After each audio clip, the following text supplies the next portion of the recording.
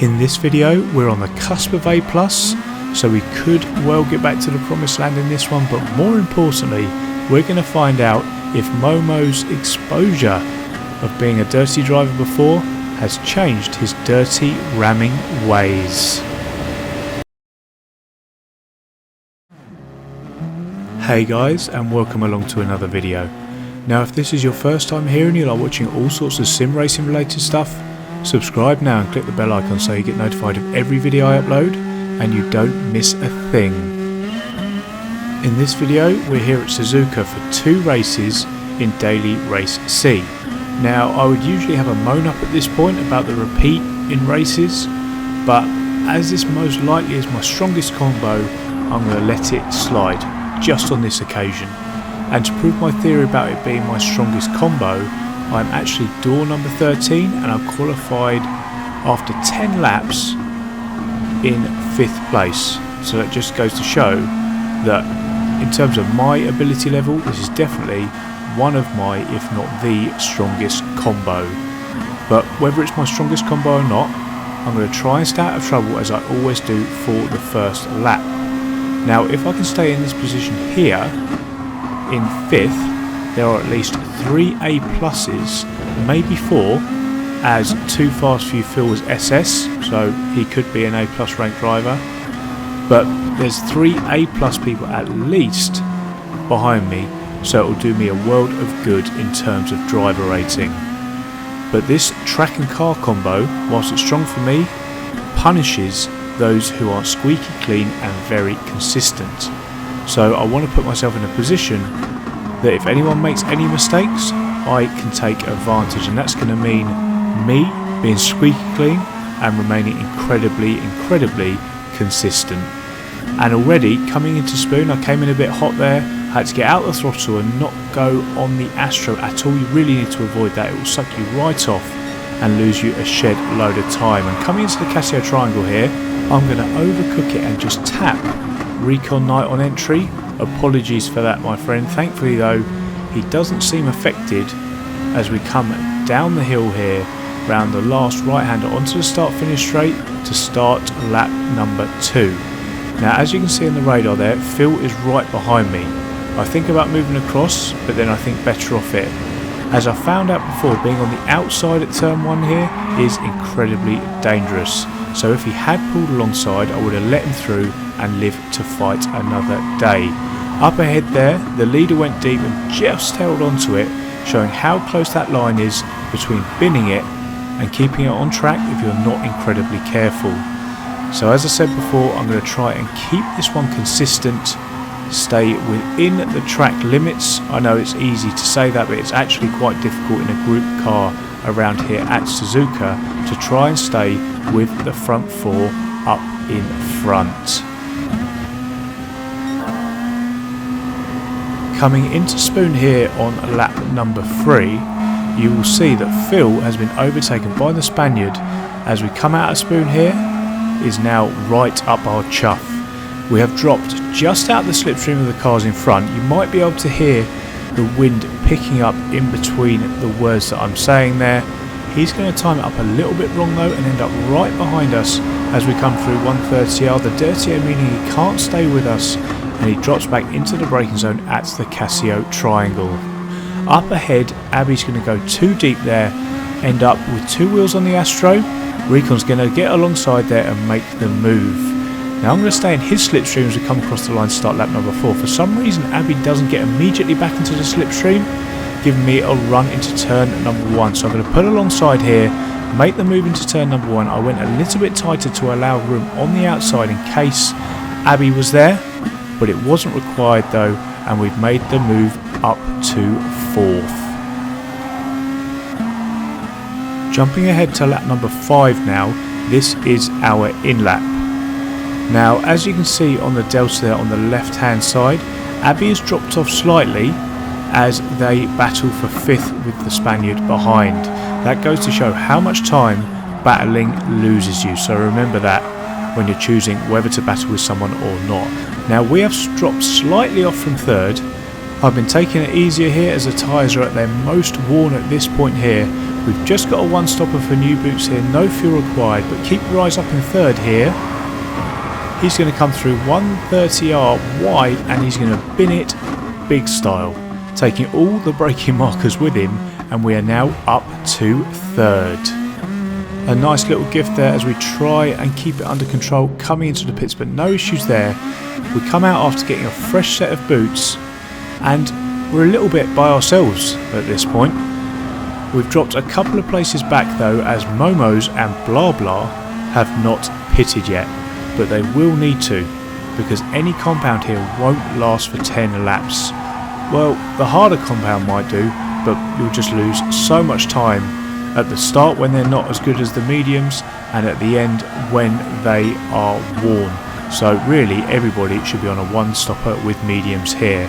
So I'm going to try and keep driving within my limits, as I've said before, and look what the mistake did to Recon Knight back there.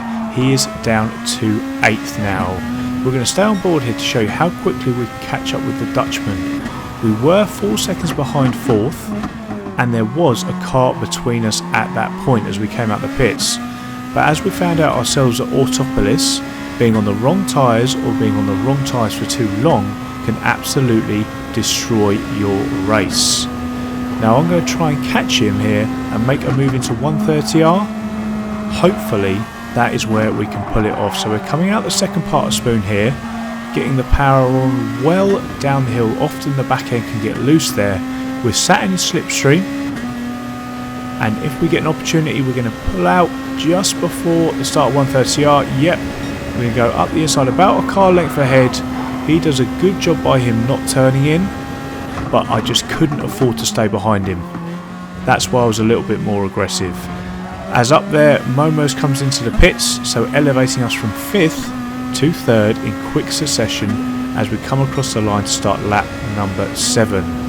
I'm going to try at this point to just bring home the podium now. Something I couldn't do a couple of videos ago at Monza, so I really want to bring home a podium finish for myself and also for you guys. Rejoining the action here on the 10th and final lap here at Suzuka. I've managed to hold on to it so far. Now I have lost a bit of time to the top 2, but to be honest that was expected. They were much quicker than me in qualifying, and I wouldn't be expecting to be right on top with these guys, so I will take a podium at this point. But more importantly, I've stretched the gap out to 4th place. So we've just got a couple more corners here to go as we come into the Casio Triangle for the final time to take a much needed podium. I'm really happy with this one, especially as I mentioned at the start, there were a lot of A+ in this race, so to get up to it myself I have to start beating them. But unfortunately, after having a look at my Kudos Prime, we weren't quite up at A+ yet after that one. However, if we get a good result here in this next race, race number 2, we should be there. So moving on to race number 2, we're starting here in 5th. Our door number is number 7 in this one, so a bit of a weaker lobby in comparison to the first, which means there'll be less points up for grabs, which means I need to do better. But as we come across the start line here to begin the race, I'm trying not to think about that, along with the fact we are pretty much on the cusp of A+ here. I just need to get through this one. If we can hold on to 5th, maybe even higher, we should continue our upward climb, and we must be so close to A+ now, I can almost taste it. So we're going to come through the S's here. God, I love these corners, they're so good. But what I don't love is this. The Spaniard up in front is going to get unsettled coming out of Dunlop, so I'm going to get a run on him around the outside into the Degners. But he's going to run me out of road here, which means there's going to be contact as he turns in, firing him off into the gravel and me off into the barrier. I get reset, I come off much worse and end up down in 11th, and we're going to end up 2.5 seconds off the group up ahead. Well, I shouldn't really be too surprised, to be honest. I've come across this guy before and have had similar experiences. They haven't ended up in that much of a catastrophe at this point when I really don't need them, but I have had issues with him before. I've now got a lot of work to do to even stop myself from losing points and getting further away from A+. Unless I can make up a lot of places here, A+ won't be achieved in this race after all. This is why I try and be pretty conservative on the opening lap certainly, and the opening parts of the race, because I don't want to end up in situations like this where I have to end up chasing a race, which is going to force me to drive quicker, which is going to force me into a chance of having more mistakes, which I really do not need as often, counterproductive. But anyway, as we come across the line to start lap number 2 here, karma, as we know, is a wonderful thing. The yellow flags are going to come out here, and this time it is the Spaniard who finds himself running out of road at turn number 1, off onto the Astro, and we will gladly take the position off that guy. So 10th place now, and I've almost taken a second out of 9th place on the remainder of that lap since the incident, so I expect to be with them both very soon. Jumping ahead here to lap number 3 now, we're at Spoon and we're also in the slipstream of the group up in front here. We're going to come down the back straight here. You can see just the time eking away here, getting up to maximum speed here as we've been sucked along by the slipstream. I'm right on the ragged edge as we come through Spoon, and German is going to go deep coming into the Casio triangle. So I'm going to be right beside him here and get alongside as we come down through the final curve here and start lap number 4. Now we're alongside here, we've got the inside coming into turn number 1, which is exactly where you want to be if you want to take the position. Slam on the anchors here, get it stopped, make the move stick here, and we are now up into 9th place. The group up ahead there, you can see, is now down to 4 after we've dispatched of that guy. We're going to stay on board here as we come through the S's. These are so satisfying when you get it right in these mega fast cars like this one, Group 1, and the new Formula cars on this game. And as we come into Degner, yes Degner, not Lesmo as I often get them confused, he is going to get an armful of opposite lock on the way out, and loads of oversteer, which means we're going to be right on him as we come into the hairpin.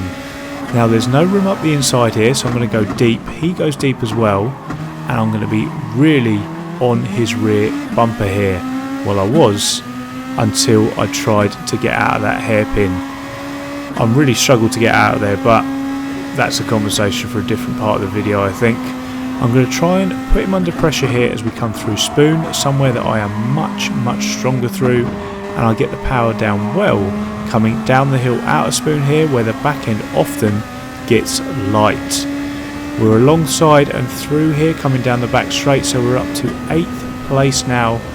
Next up, as we come through 130R here, which is leading us to the end of the lap before our in-lap.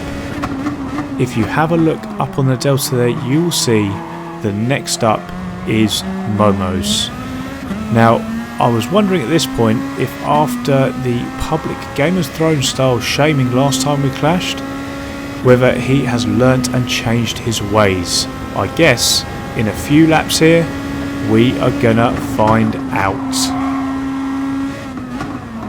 At the end of the lap here, we're going to snake our way into the pits. I've been giving it a load of the loud pedal to get some new boots on. And Momo's is 2 seconds ahead here as we come out of the pits. Now I'm going to keep it in the lines here because I'm a gentleman, as we all know, but the Brit behind did not. So I'm not sure if he's going to get a run on us. No, thankfully not, because my entry speed was compromised to that corner because I stayed in the lines. Really, I think there should be a penalty for that if you go outside the lines. Let me know what you think in the comments section down below.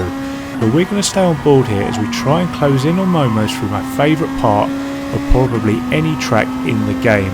I mean, I like the Lesmos through to Ascari at Monza 2, but I want to know what your favourite part of any course is on this game. Please let me know in the comment section down below.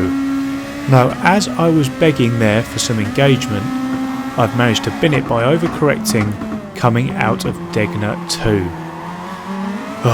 Both the Brit and the German have come through here, pushing me down to 11th, which gives me a hell of a lot more work to do. And I've got to do it quickly because we've only got 5 laps, including what's left of this one, remaining.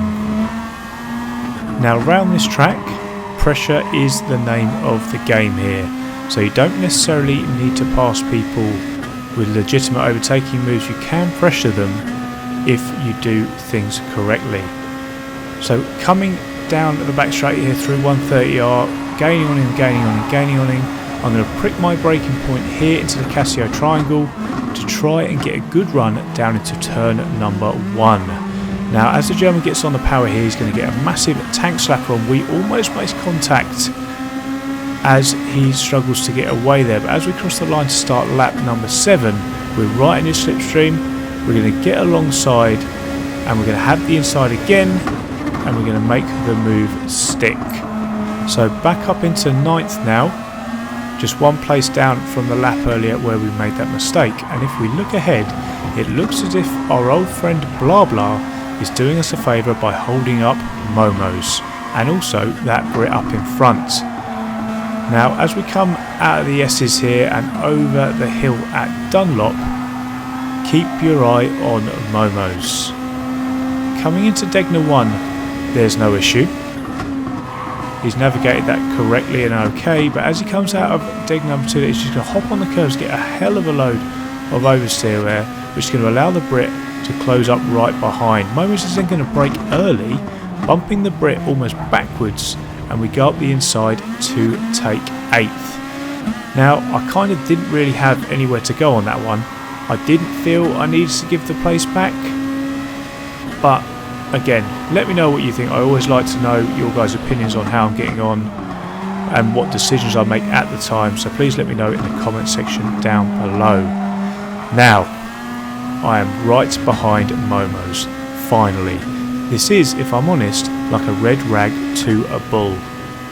Part of me was thinking at this point, I just want to give the fans what they want and punt you into oblivion coming down here into the Casio triangle.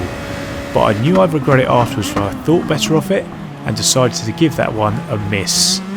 It looks though, with the early braking before, he's up to his old tricks. I guess we're going to find out here. I'm going to get a good run here down the straight and I'm going to manage to pull alongside with about 100 metres to go. I'm going to stick it up the inside here, knowing that if he turns in, he'd be the one on the end of the pain for a change. Now, I make the move stick. He actually goes on to the Astro of his own accord, despite me giving him enough space on the outside. And as I take the place, I don't think I've ever been more satisfied to pick up 7th. Now, with that move and how robust it was and how probably uncharacteristically aggressive of me it was, Momos didn't really have an opportunity to defend it or show whether he was actually any cleaner or dirtier than he was before. On the last lap there was something that was a bit odd with the early braking. I'm sure he doesn't normally brake that early, because even when he got bumped by the Brit he still made the apex, so I'm not sure what his thoughts were behind that. I'm not going to sort of accuse him of anything at this point, so the jury remains out if Momos has learnt from his mistakes in the past and his public shaming, or whether he remains the dirtiest driver that I've seen on Gran Turismo.